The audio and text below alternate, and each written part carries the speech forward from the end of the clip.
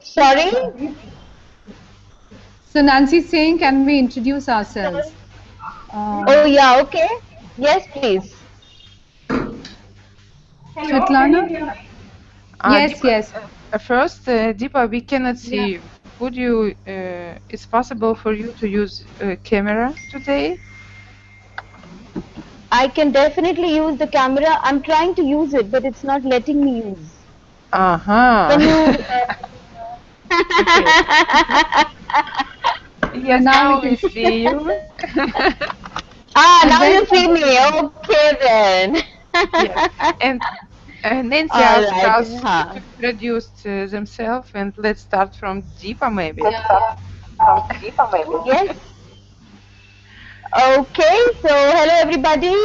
My name is Deepa Agarwal, and I and Anupama, in fact, have founded In Harmony together to really look at bringing diversity and inclusion to the corporate sector in India.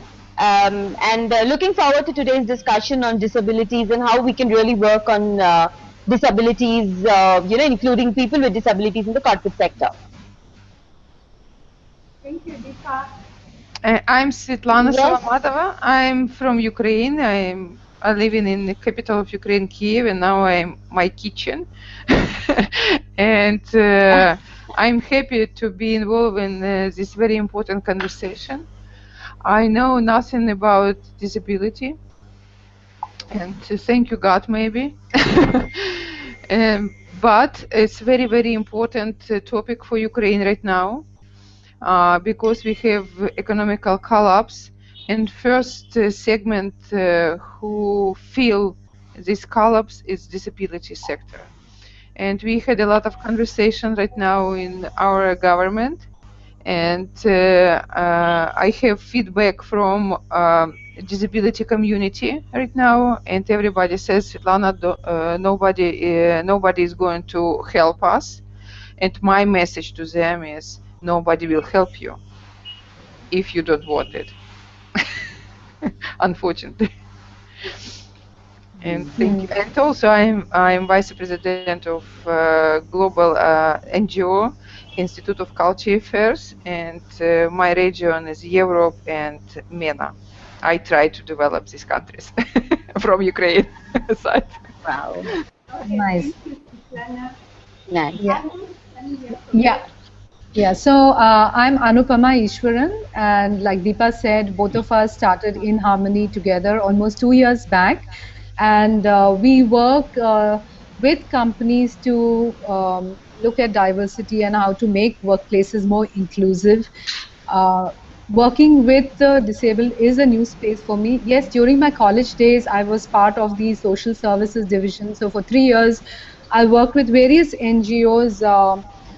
And that was my exposure, and that's where it started. But beyond that, I really don't have much. So I'm eagerly looking forward to today's discussion to learn a lot more and see how In Harmony could make a difference in this space. Yeah, Madhumita. Yeah, hi, hi Oh, you're everybody. there. Okay. We can see Yeah. you.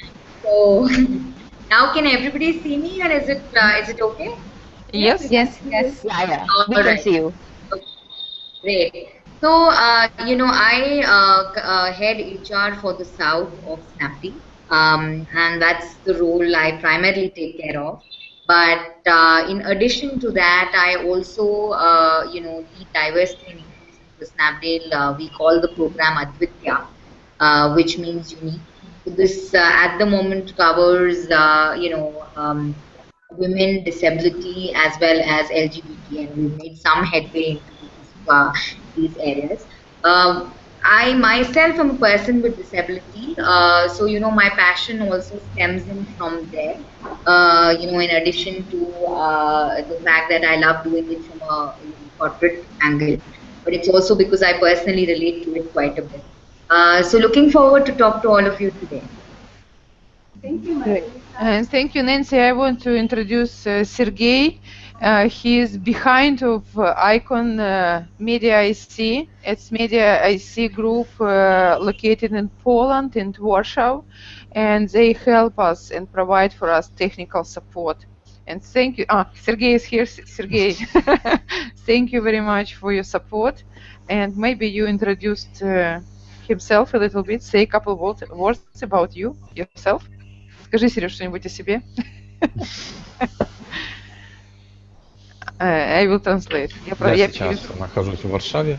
Now I am in Warsaw. Рад быть в вашей компании. I am happy to be part of this conversation. Я отвечу на ваши вопросы. And I, with the pleasure, will give answer for any your question. Я здесь рядом, даже когда нахожусь за... And you must know that I am really close to you, even if you don't see me. Спасибо, Сергей. Thank you, Сергей. Спасибо, Света. I'm seeing Jacqueline has joined us. Jacqueline, please just introduce yourself, what you do, and maybe your interest.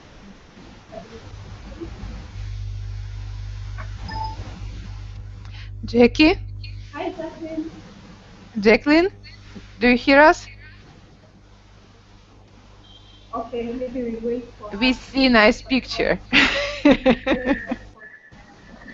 wait for her to take with her speaker then and we proceed. Nancy, your voice is very faint. Yeah, we're not able to hear you.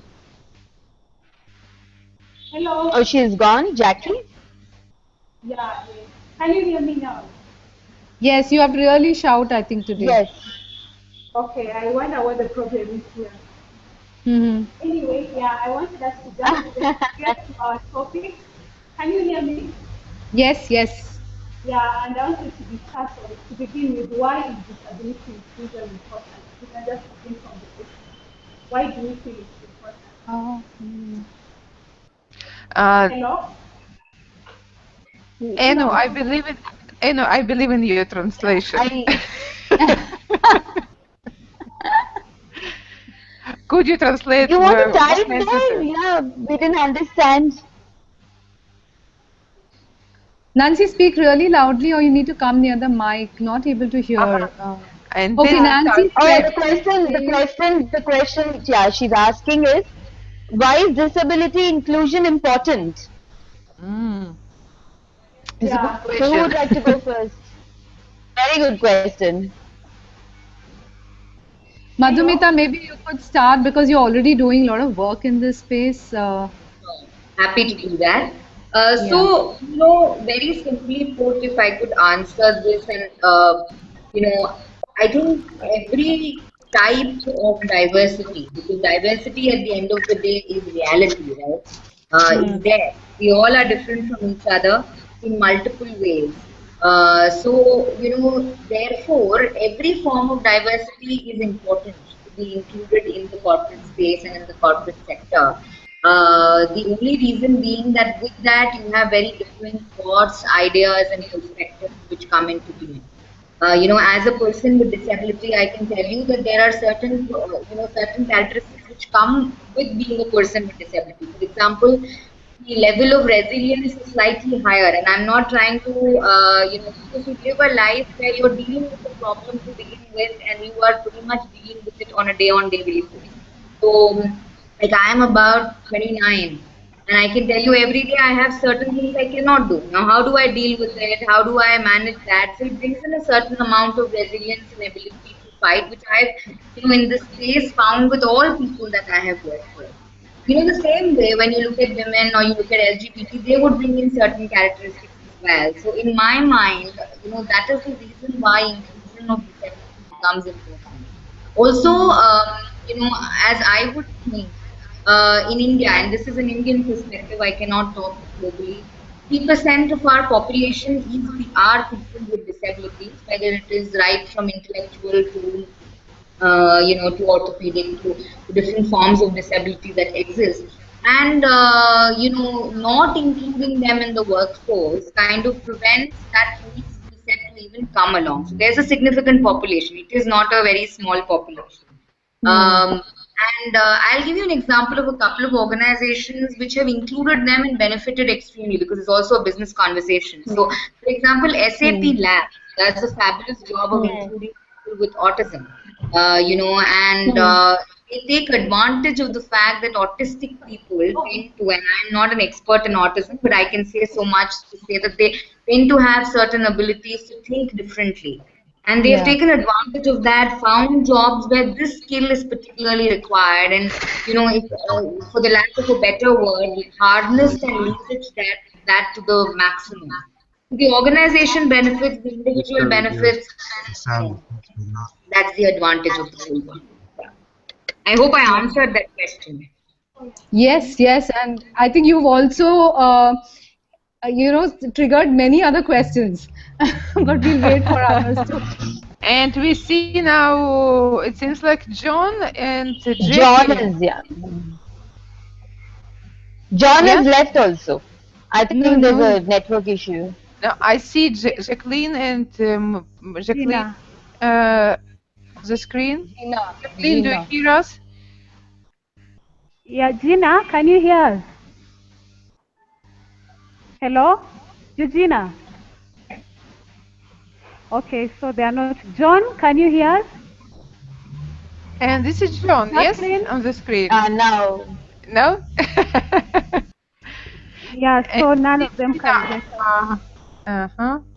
Yeah, maybe we can move on to the next contribution from. And Jacqueline, John, switch on your microphone, please. Maybe because we don't hear you because you muted. Oh my gosh. And we hear sound. I don't know. It's Kenya, maybe. It's very nice to be in Ukraine and hear sound from Kenya.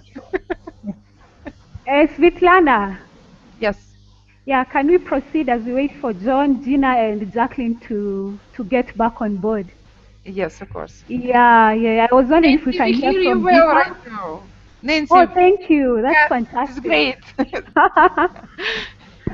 Yeah, I've had some assistance from my colleagues. Deepa, maybe we can hear from you on what inclusion is all about, why it's important. yeah, sure.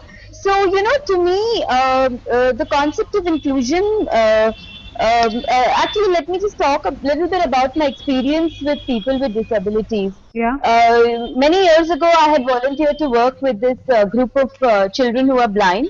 And, when I had walked into the office, into the school space the first day, I was amazed at the amount of enthusiasm and energy that I had seen in the school children. And 90% of them are completely blind. They were so much in their element. They were not aware of the fact that they were disabled. They were just in their element in spite of their disabilities. And any kind of discomfort that was happening was purely in my mind.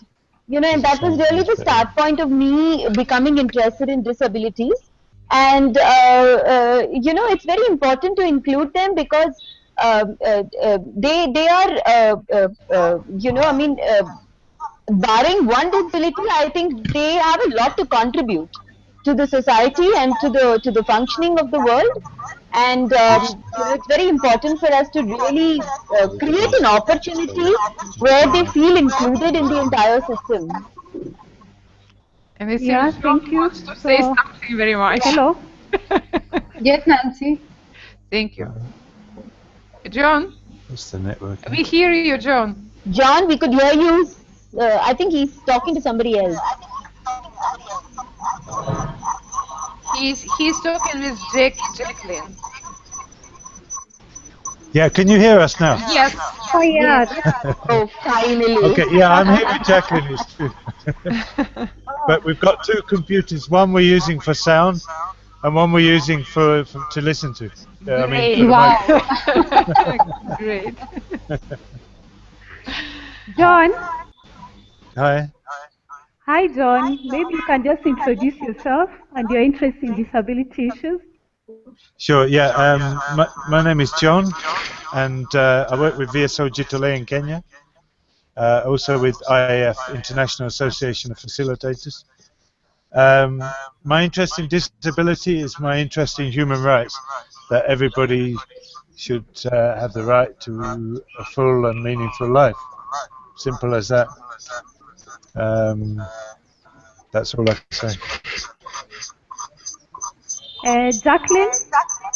Yeah, my name is Jackie. I work with an organization called Women Challenge to Challenge.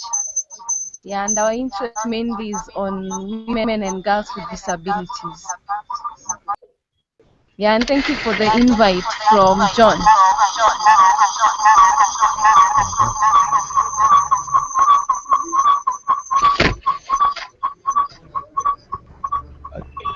Thank you, John and Jacqueline. Yeah, so we were going round to hear from everyone on why they feel. You see, they've muted us. Huh? Yeah, there's a lot of noise from your end, John. Yeah, so we were going around just hearing from everyone on why they feel disability inclusion is important before we delve into the sort of deeper issues on disability inclusion.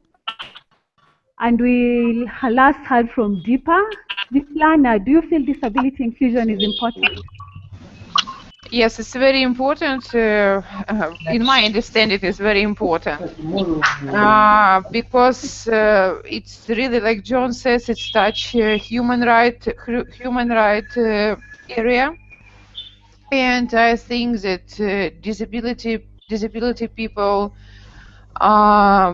for us, for health people, I mean health physically people, it's very good community to understand that God have really varieties in our world, and we must learn how to live, and we must understand value each of us first. And I'm sorry for my English; it's very difficult to describe my thinking in English. If I have a chance to say Russian, it will be more polite and not so directly. But I am sorry for my directly English in this manner. But I think that I don't know. It's very sensitive topic for me. Okay, thank you.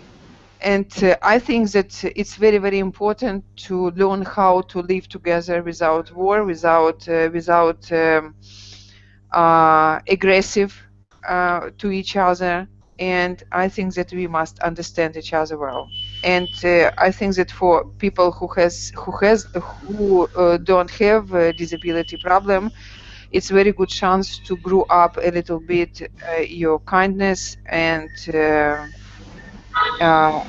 be more and to understand more deeply our world. Thank you, Svetlana. Anu, do you see the importance of disability inclusion? What does it mean to you?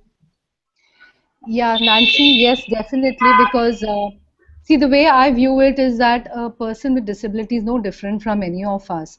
Yes, there are physical, it could be a physical, it could be even, when we look at disability, it could be even like Madhumita was sharing, one of the organizations hires people with autism. So it could be even the mental thinking way. But then each one of us is different. So what we need to look at is that how do you include each person, because we all have something special in us. And that's the way I look at it, and that's why I feel that see, what happens with disabilities, I think we feel a lot of times it comes out of a sense of sympathy, and because of that, a lot of discomfort is coming from our end on how do we include. But the thing is that we are all special, we are all unique, and so inclusion is important. Like Deepa, I had an experience last year. I ran with a group of youngsters who were visually impaired. And what we were briefed was that you need to hold their hands and run with them. They're going to tell you what is the pace that you need to run at. And we were all like mentally prepared, oh, we need to be so considerate and we can't run fast and things like that. And it was so funny because they were running, sprinting and literally dragging us on the road. And really, that's when I realized that they are, they're living their life completely. Here we are having certain presumptions in our mind. So when you talk of inclusion, I think you're really learning to appreciate everybody in the group. Yeah, thank you. That's my take. Yeah, I think you raised a very important thing when you said sympathy, and it looks like there is always tension on what the right way is to act with persons with disability. Yeah, because we have our attitudes, our preconceived notions, and sometimes it affects how we deal with persons with disabilities. John, are you still there? Jacqueline? Yes. Madhumita? I'm seeing she's just left. She'll come back. I think she's just moved Okay. out. She'll come back, I think. Yeah, I think she'll come Yeah. back. Yeah, what I felt was important for us to discuss, having agreed all of us how important inclusion is what guides us in the way we act with persons with disability. Because Anu has just mentioned sympathy. What is at the back of our minds, and what is the right way to interact with persons with disability? Madhumita, maybe you can share your personal experience on what you feel about how attitudes affect how people interact with persons with disability. Sure. So, couple of things I would want to say. One, I think is, and I echo with, what many of the others were saying, especially what Anupama said, in terms of treating them like you would treat anybody else. And the reason I say that is because they have lived with their disability for a long time. For example, in my case, and I'll share it as an experience, I have a disability by birth.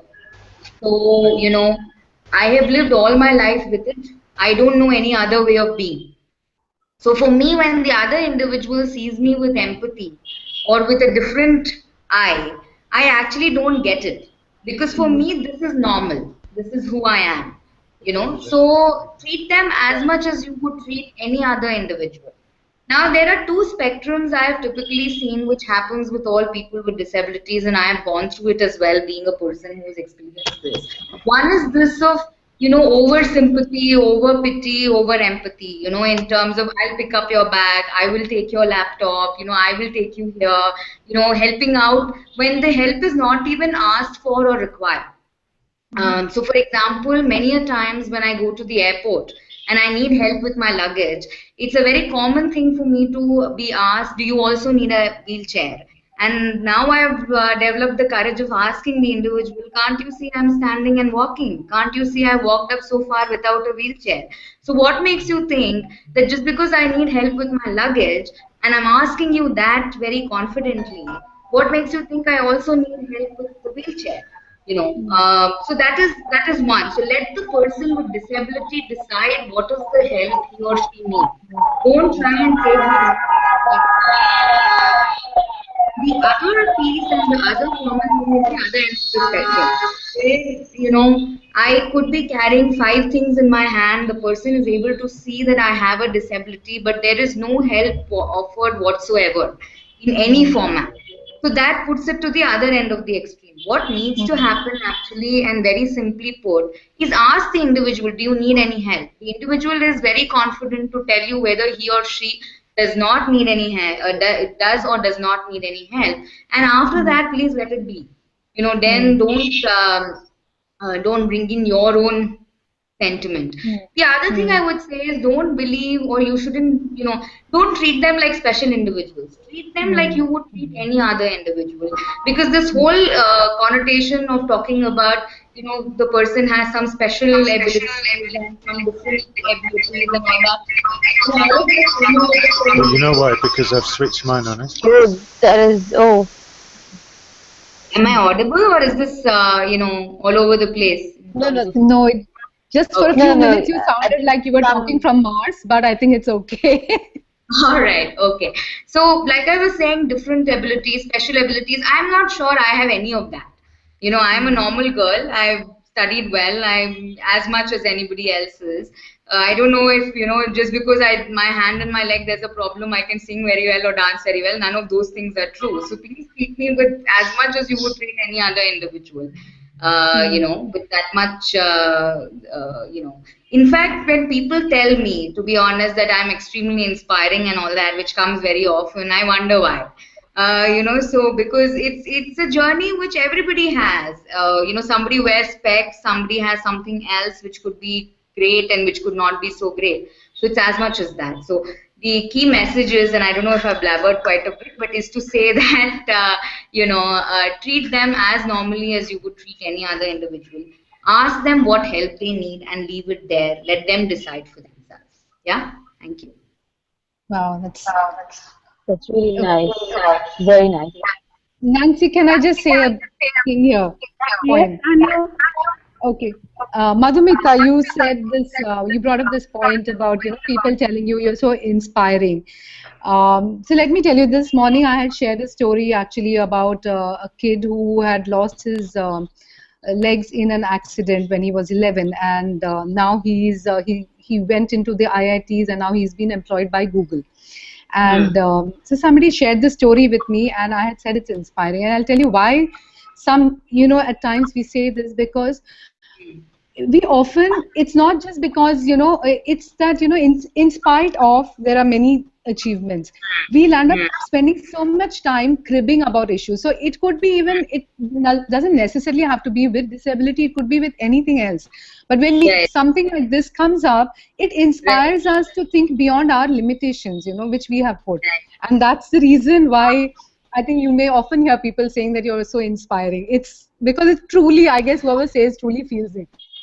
I'm sure we truly feel it. I don't doubt that, and I take your point. So this is good learning for me also. So thank you for sharing. Yeah, I think I'll support Anu's comments because it's also, that's why I felt it's important to discuss the right way to interact, and I mean that in quotes, because I met a lady in South Africa, and she had this magazine that had featured her, and the magazine had a lot of, this is very inspiring, she has done this, she has done that. And she was very clear on how unhappy she was with the article because she felt like they were labeling her as a person with disability, and she felt like if it was any other person, the words of inspirational and a star would not have been used. So I really wanted to know, how do we balance that? Because I feel what Anu has said, that sometimes it's really inspiring what people have done and accomplished. Yeah, whether with disability or not, it seems like it's a big inspiration to others. So Madhumita, how do we balance between being inspired and not offending persons with disabilities? Nancy? I'll again take my own example where I've been comfortable. Sorry, there was somebody else who wanted to speak. Did I interrupt? No, please go ahead. No, I try to say something. Sure. And your conversation pushed me to understand that what terrible country I live right now. Ukraine is a beautiful country, certainly. We have very nice climate. We have everything. We have very intelligent nation, but we have nothing for disability people. We have very small support in any area.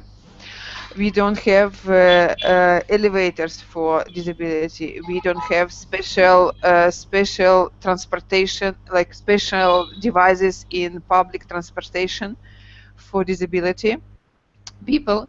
We don't have elevators in our building. For example, if disability person live in 5th or 4th or like a level in building more than one, it's impossible to go outside or go inside without any help. And it's a big problem in our country. I don't know what happened with Ukrainians because we are close to Europe, but we have nothing. We don't care our people. Yeah, that's a real shame, Vitlana. And I think that is what we'll be discussing next week when we go to physical barriers and what our role is in that. We were looking today at our attitudes in regards to disability inclusion. And I think hold that thought for next week. I wanted Madhumita to advise us because it's always awkward trying to balance between our words. Yes? Yes, this is Jackie. Oh, hi, Jackie. Welcome back. Yeah, I wanted to say something about disability and how I view it. Yes, thank you, Jackie. Please carry on. Yeah, and personally, what I do, I personally look at a person from a human being point of view. Yes. One thing I do is first I look at you as a human being and not as a person with disability. And I think this has really helped me interact with persons with disability, because when you look at a person as a human being first, it will be easy for you to interact with them and just look at their strengths as a person, but not as a person with disability. Thank you, Jacqueline. Jacqueline. Let me come in as well, please, huh? Yes, John. Yeah. Just to add to that, I like that, and it's something I learned a few years ago. Was even terminology, you know, and this idea that you start with the person, eh? So you say a person with disability or a person with autism, etc., anything like that, you know. And I think that's true, you know, and I think of many people I've known or worked with, and I think it's true, you know, the main issue is not their disability. The main issue is how you relate to them, who they are to you, what skill or talent they have, you know, all of those kind of things. So I think sometimes we get a bit bogged down in, you know, definitions and all the rest, and we forget that, oh, this is actually a human being we're working with or dealing with. So that's really important to emphasize that. Yeah, and also in church, we are always, like me, I'm always told by my pastor that what we have, the hands, the skin that we have is just like a cloth that we are into. The real us is who we are in the inside, and not the hands or anything, but what we are in the inside. Yeah. Wow, thank you. Very good insights looking at terminology and how it can really matter, number one, and how our backgrounds, like some things we really need to look at and be sensitive about. Yeah, I think Madhumita was going to tell us something about our terminology, maybe her comments on that before we go around to the others. We had interrupted you, sorry about that. Sure. So, you know, that some lovely thoughts there.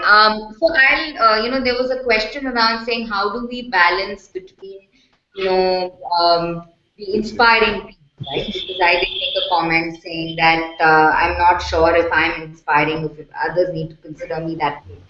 So I'll tell you my own journey with this particular piece. So, for example, a year back, and I have an orthopedic disability, which means I have a problem in my hand and my leg. It's on the left hand side of my body. So, about a couple of months back, I ran the marathon.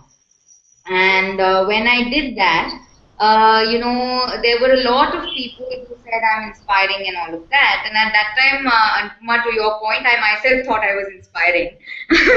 So it was. The reason I would say that is because it is directly to do with disability, conquering that aspect, you know, in particular. But when people, you know, I scored some 90% marks in some exam of mine, and when people at that time say you're inspiring, you kind of wonder, but I have an orthopedic disability. You know, I don't have a disability which has anything to do with my intelligence. You know, so why is somebody relating the two together? There is where that question comes up of saying that, you know, why am I being inspiring for all accounts of my life which have nothing to do with my disability?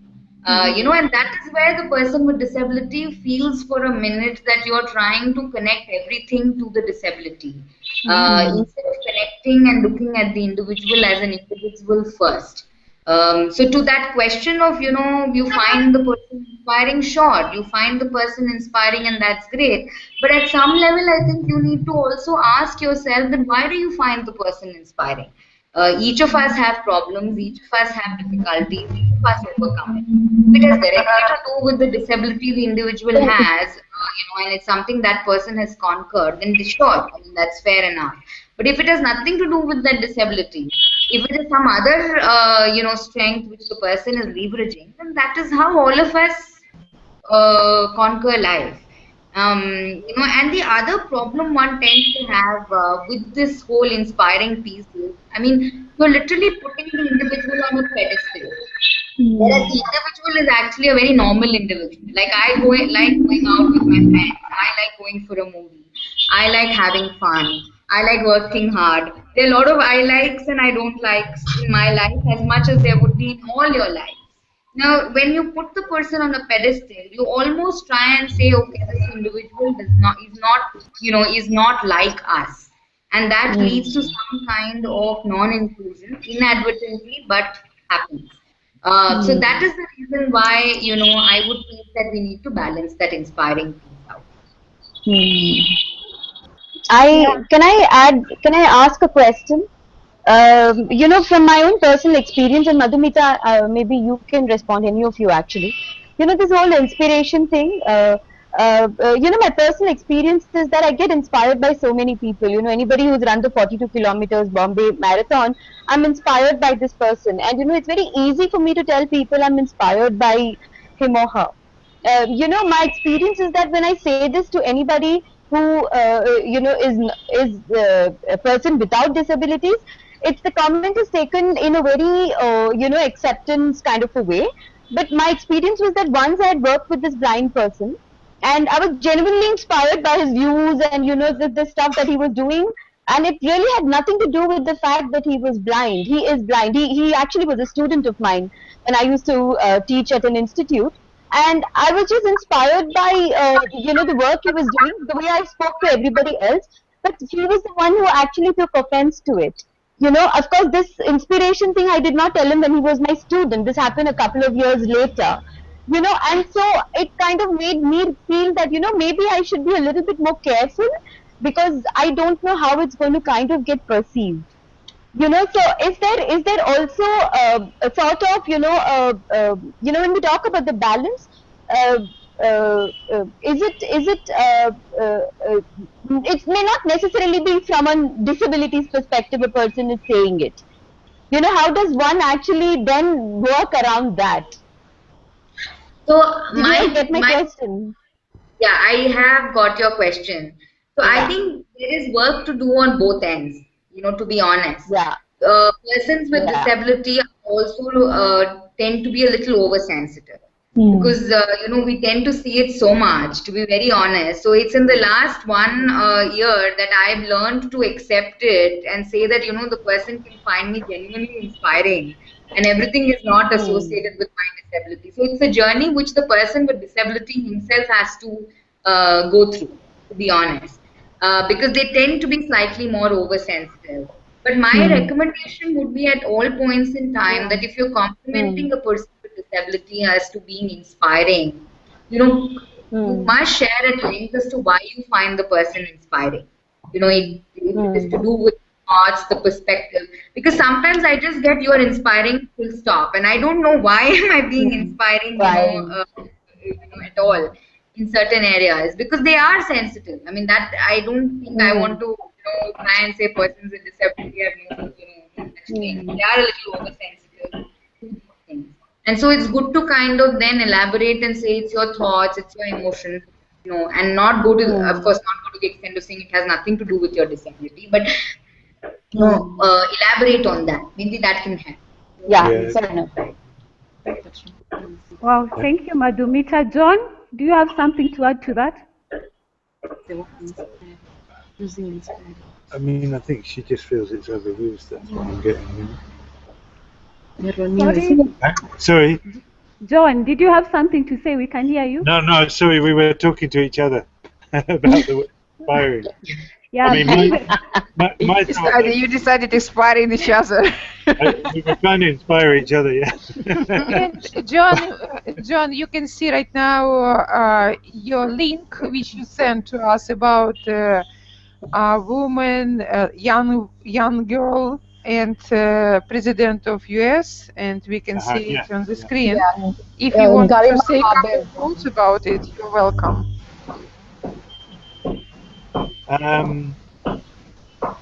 Yeah, I'm not sure. It's actually Nancy who sent it to me, and then we put it on our blog and sent it to other people. But yeah, it was an inspiring story. Sorry to use that word again. But it was a story of the first. They said it was the first deaf-blind graduate in Harvard Law School. It was just quite a powerful article, and there was a TED talk attached to it. And the woman was, I guess she's American of Eritrean origin. Sounded pretty American to me. Yeah. So anyway, that's what that story was about, and you know, it was an inspiring story. Yeah. So can I add there, John? I think I mean my comment just now was, I think the problem is that sometimes we can overuse words, and to the point where it becomes patronizing to somebody. You know, I'm sure if you get told such things every day, just for doing what to you are very ordinary day-to-day things, of course it will become annoying at some point. So I think that was a good comment. Anu, did you have a question? So question is there. So on the link which you sent, Nancy, I think what I found very interesting is, so this girl has taken up law. She's graduated from Harvard Law School, and because she wants to advocate for people with disability, having gone through the journey herself, she's deaf and blind. And so the simple case which she shared was how in their canteen, every week they would send an email or they would display what is the menu for the thing. And because she is blind, she could not see what is there. And she had to literally fight, though America has a Disabilities Act, she could not, even then the canteen people were not ready to send her by email and in a special format that she could understand. And how she then brought up the act and said that I'm going to sue you, and that's when the canteen took note of it, and then they learned how to make it an inclusive workplace. So I think what was really interesting is that through her, she didn't get bogged down, and also that she realized that it's not, sometimes people are not doing it intentionally. They don't even know that how to make it an inclusive workplace. So I think both, you have to meet somewhere midway to create that inclusive workplace. That's what's my understanding. Yeah, thanks so much for that comment. Yeah, so we go back to our attitudes, I think, and how they can affect how we treat others. But I think it's also a good point what you've raised, that sometimes it's not intentional, the exclusion. You try to keep everyone in mind, but sometimes something slips through. Yeah, what I wanted to know is how can our attitudes, whether negative or positive, affect access and opportunities for persons with disability? Because I just wanted us to go back to the basics and look at how are we acting and how is it affecting persons with disability before we go on the wider scale. Nancy, I didn't understand. Could you please repeat that? Oh, okay. I wanted to, because what we've talked about is the model or sort of people looking at persons with disability with a lot of sympathy. And yet, John raised the part of a rights-based model where everyone has rights and everyone deserves to be given a chance. Yeah. So, in looking at that, which is something caused by our attitudes, how do we feel those attitudes that we hold affect persons with disability? To what extent does it affect persons with disability? And what can we do about that? Just your comments on that, general comments. Sure. So who starts? Svetlana, you've been very quiet today. I am very quiet today, and I am going to still to be quiet because because I know nothing about this. I'm shame of me. I know nothing about this topic. I must learn, and I must dive and push myself to learn this topic more. I never work with disability area. I never work in the community, and maybe I think it's a bad habit which came from USSR, because if you know that in USSR was a great country and we didn't have any problem with disability. It's like, but disability person, we hiding this problem, and now I think now situation changed a little bit. We start to be more democracy, because each week I go to the swimming pool and I found a lot of disability persons there.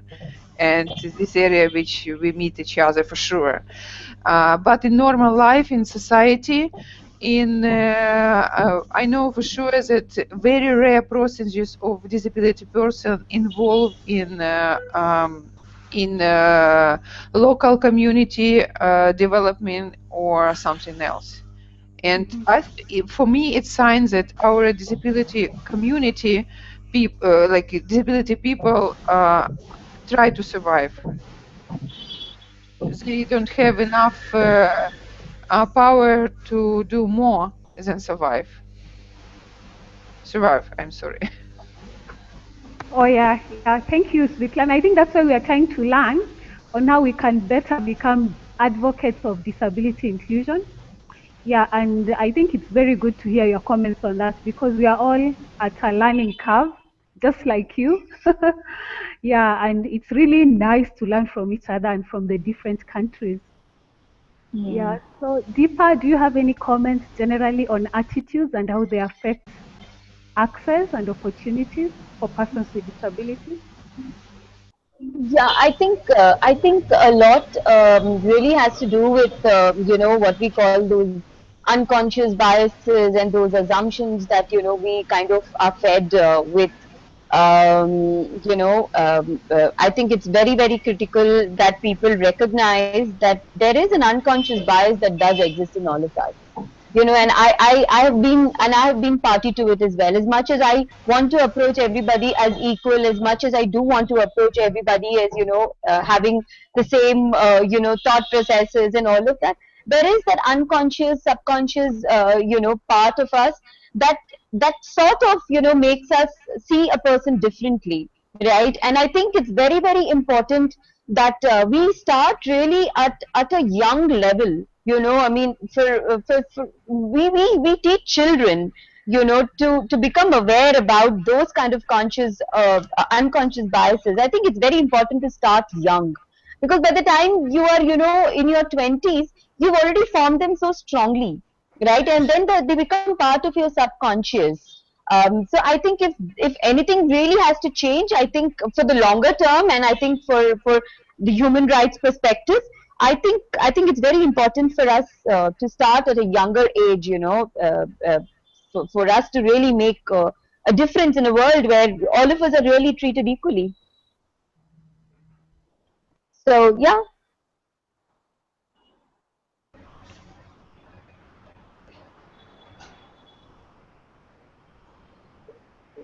Who's there? Yes. Just go. Where's Nancy? Who wants to comment? Because we have 5 minutes to the end our meeting today. Maybe it's meeting or it's program. I like to say it program, and I want to say a couple words about this online activity. We opened this dialogue platform a couple months ago, and our goal to collect as much as possible countries in this dialogue about discrimination. We start to talk about different kind of discrimination in the world, and now we focused on disability sector. It's very important for me. It's very sensitive for sure. Thank you for today's conversation. Thank you for your sharing your opinions, because it's really new, and shame of me 1,000 times I know nothing about it. Can I say something on the attitude? And Madhumita, I'd really like you to, after that, comment on it. To me, like, you know, definitely what Deepa raised the point of, you know, start from young, and huge responsibility we have towards our kids and helping them to look at world from a very different perspective. That's one point. Second, but we are already here at this point. And to me, the attitude really means, like, you know, how honest am I in my interaction with whoever the opposite person is.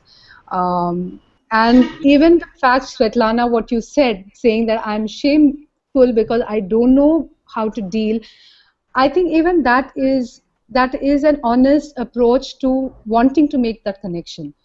And, you know, as a person, if somebody was talking to me and came to me with that, you know, irrespective, now I'm just saying that we are all equal. And I think I would really look at it, and my heart would really warm up to you and say, want to discuss with you and say that, you know, yes, let's do something together. So to me, I think the attitude is of really being honest and about whether it's inspiration or whether it is that inability that I don't know what to say. I think an honest comment will be appreciated by whoever is there on the other side of the room, and that's my opinion. So Madhumita, I want to hear you. So I completely agree with whatever I've heard so far on this, specifically the honest comment. I think one I would say is it's okay to say you don't know. So Svetlana, I really admire that you have had that courage to say that you don't know, but also ask so what can I know? That display that curiosity to say that I'd love to know. So I find it strange when people never ask me anything about my disability.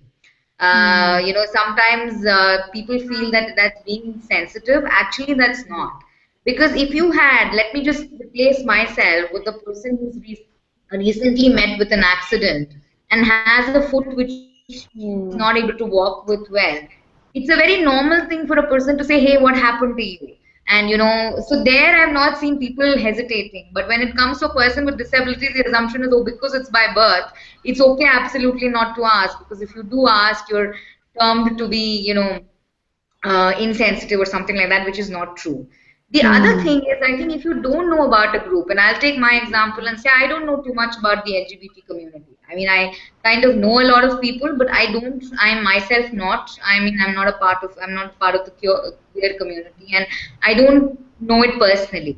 So when I meet people who are a part of that community, it's okay to ask them, how did you feel? When did you come out to your parents? Are you still struggling? And all of that. I don't think anybody who is different has a problem with any of those questions. That is in our head thinking, oh, if I say this and the person will feel bad. To be honest, the person is not going to feel bad at all.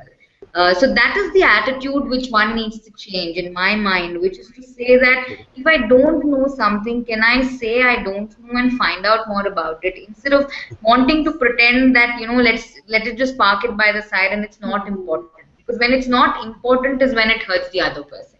When I feel that in this place I'm not respected as an individual, that is when I'm hurt. That is when I feel not included. But I'm different. And if you ask me how I'm different and why am I different, and if I'm given an opportunity to answer that, I feel I'm respected. And this is not only about disability. I think it's true about every aspect. I mean, if I'm not a mother, I'm not a mother. I don't know how it is to be a mother. I just can't, know it also. But if I meet a mother and ask her, so what's your journey and how's it going, I'm respecting her. If I'm ignoring that aspect of her at all, altogether, then I'm not sure if that is respect or that is non-inclusive at some level. Yeah. Thank you so much. Thank you so much, Madhumita. Yeah, very, very. Yeah, I'm seeing our time is really, really nice. Yeah, we are really learning. And I think maybe we can just go through our highlights for the day so that we cover what we've picked from today and what we'll be doing next week. Hopefully, Madhumita, you'll be able to join us. Always happy to. Thank you. And we can begin from you. Okay.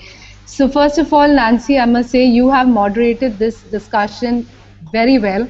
Our focus was there and we learned a lot in this 1 hour. Madhumita, also thanks a lot, because I think you have just kind of opened my eyes for sure with so many different perspectives. The first thing which you brought about resilience itself, I never looked at it from that point of view, and that's a huge thing. And that's a huge strength for organizations to look at. So it's been a wonderful 1 hour. I think there's a lot of learning, and I think there's a lot that I'm going to be thinking about for till the next week, and looking forward to the next week's discussion. Thank you, Anu. Deepa? You're back on. So are you, John, are you saying something? No? Okay. So for me, I think it really has been an eye-opener, and I agree with Anupama. Nancy, I think you've done a fab job of moderating this session. I think we've got so much covered in this 1 hour, so many perspectives we've kind of gotten from each other. The one point that I'm really taking back today for me is that point of honesty. Because sometimes, not sometimes actually, quite often, there is a discomfort in asking, especially a person, from the LGBT community. And Madhumita, thanks for bringing that up because, I mean, I, everybody is there around me, not only people with disabilities, LGBT, and I'm always hesitant to ask them how they're feeling, what their journey has been like, and wondering if they're going to take offense, not really involving them, but there's always been the discomfort. So for me, I'm going to really work on that. I think it's been an awesome session for me, learning not only about disabilities but about attitudes as an individual. I think it's been just brilliant. So thank you, everybody. Thank you, Deepa. Svetlana, any highlights for you? Thank you very much, and I create a new idea from you. Thank you, all your opinions, and what I'm going to do, because I like make action. I don't like speak a lot. I like speak and make something. And I am going to send a message to our Ukrainian disability community and make proposition to them to help and provide with my help peace strategic session, participative strategic session. And I have one question. My proposition to looking for one to answer for one question, what we can do together for disability community in Ukraine. And I think it will be good brainstorming with action plan in the rest. Thank you, Svetlana. John, any highlights? Yeah, sure. Well, the challenge here has been we've got a really noisy lorry in the background, eh? But the highlight has been being on this call and new people. Jackie next to me, Madhumita there. It's been great to hear new voices and hear from them. And I'm looking forward to more. I feel like we're just starting on disability, and there's a lot more. So I'm looking forward to the future sessions. But thanks, everybody. Yeah, for me, I'm excited. I'm really excited about issues to do with persons with disability, and maybe a consolation to Svetlana. Sorry if I pronounce your name wrongly, but I think just having this forum, being in this forum, is a step. So don't feel so shame on me like you're not doing anything. But being in this forum is something, and I think you'll go far with it. Yeah, and maybe just to add on a few things on the attitude, let's make it a deliberate action, because sometimes maybe we didn't know about issues to do with persons with disability when we were children, but now that we are of age and we know of it, we should make it a deliberate action to always think about the persons with disability. Maybe when you're going to a building and you see like the stairs are very steep, there are no ramps, the toilet is not disability friendly, make it a deliberate effort to just question some of these things. Yeah, and thank you very much for the welcome. I'm looking forward to having more sessions with no noise from the lorry and network problems. Yeah, thank you. But Madhumita, your take on the session. Sure. So I think this is great for me, and I'll specifically tell you why. One is, this topic being discussed by itself is great for me personally, because I know that, for many years this has never come up. I have spent about 8 years in the corporate space, not too long. But I know that, it is right in the last 1 year where this has become very prominent in India at least. Before that, I don't know if, groups of us were getting together and talking about it. Even diversity largely meant gender in corporates or across the board. So that makes it special. I feel very good about that. And that by itself is a beginning for me. The second thing I would say is to your comment, Anupama, I think, you're talking about the inspiring and clarifying that for me was helpful for me personally. And like I said, it's a journey a person with disability also goes through. So it gave me greater understanding, and that is something which I thought was great. The one point which I want to leave everybody with is also to say that within the diversity group, so if I take disability, every person with disability is different from each other.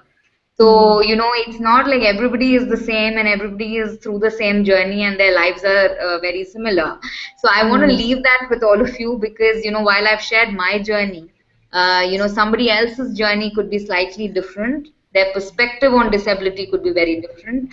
Their way of looking at it could be different. So at the back of our mind, all of us should keep that within and within any diversity group for that matter. I don't think it stands there.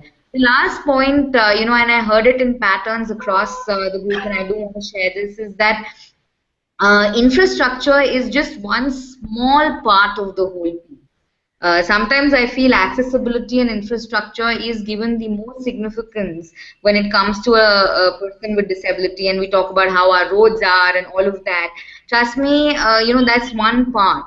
Attitudes, the way we approach it, all of those things are a far more important thing than infrastructure. Because infrastructure still the person tends to live with and manage. But some of the other aspects are what can cause a little more of feeling of non-inclusion than infrastructure can. So that's what it is. But I love this and thank you for doing it. I mean, I love this conversation. Thank you. Yeah, thank you so much everyone for participating in today's session. If you have any topics you want us to cover, what you want us to delve deeper in, please write an email so that we know what direction we can take next week. Let's keep on discussing on email on our topics for next week. And thank you so much for sharing. Madhumita, Anu, Deepa, Vitlana, Jacqueline, and John, we've learned so much from you. Thank you. Thank you, Nancy. Thanks, Nancy. Thank you, Nancy. Bye, everybody. And thanks, Sergey. Bye. Serеж, спасибо. Thank you.